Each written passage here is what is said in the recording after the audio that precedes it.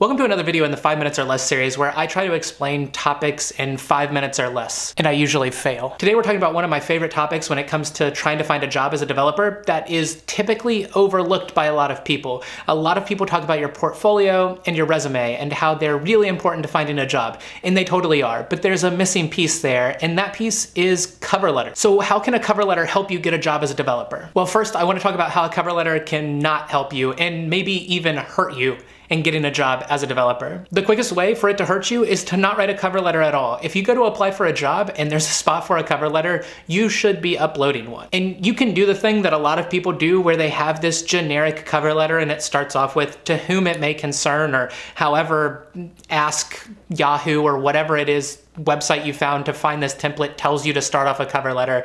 And that's fine, and it probably won't hurt you unless you forget to copy and paste the right team name in there, because if you're applying to Google and you say Facebook in your cover letter, that's not a good look. So operating off the assumption that you believe me that you need to write cover letters, I'm going to tell you how you should be writing those cover letters. Every cover letter that you write should drip with passion. Your passion for technology, your passion for the product the company is making, your passion for the technology the company uses, your passion for anything that has to do with this job. What this means in practicality is that you're going to have to do a little bit of research, and you're going to need to spend a little bit more time writing your cover letters than you would if you just used some random template that you found on Yahoo Answers while finding and replacing the company name. Go onto the company's website that you're applying for and find out what technologies they use, or what kind of products they build, or what their culture is, and speak to those in your cover letter. If it's a company that works in sports and you're a big sports fan, speak to that. If it's a company that uses Vue and you love Vue, then talk to that. Talk to them about why you think Vue is the best thing since sliced bread. And most importantly, let them know that you really, really want this opportunity, that you're passionate about technology, you're passionate about development,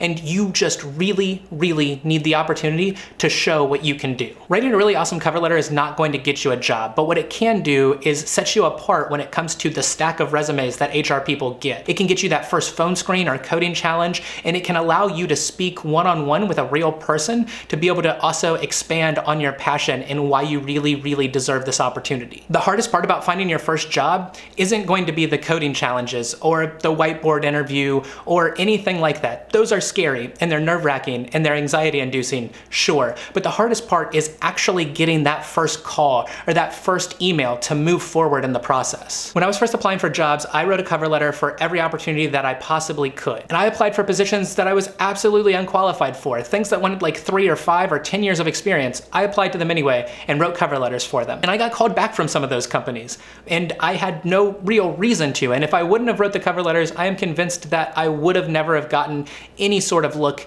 at those companies. But sometimes people post jobs and they sit around for a while and they aren't finding the right candidate for the exact criteria those jobs need, and they're kind of just looking for talent. And sometimes you can weasel your way into a company by showing them that you have a passion, or showing them that you really like what they're doing and that you're going to fit in with the team there, and that you have a willingness and a want and a desire to learn and develop and grow at a company like theirs. So to recap, you should be writing cover letters, and you should be writing custom cover letters for every job that you apply to. Those cover letters should include your passion about development. They should include your passion for the company, either their technology, the product they make, their culture, or a combination of all three. And you should be sending out those cover letters for every opportunity you apply to. If you guys have any questions about writing cover letters or anything that I talked about in this video, as always, leave them in the comments down below. If you have any comments or concerns, or you think I'm wrong, tell me down there as well. If you like this video, hit that like button because they are super awesome and they make me smile. And if you want to keep following along in my developer journey and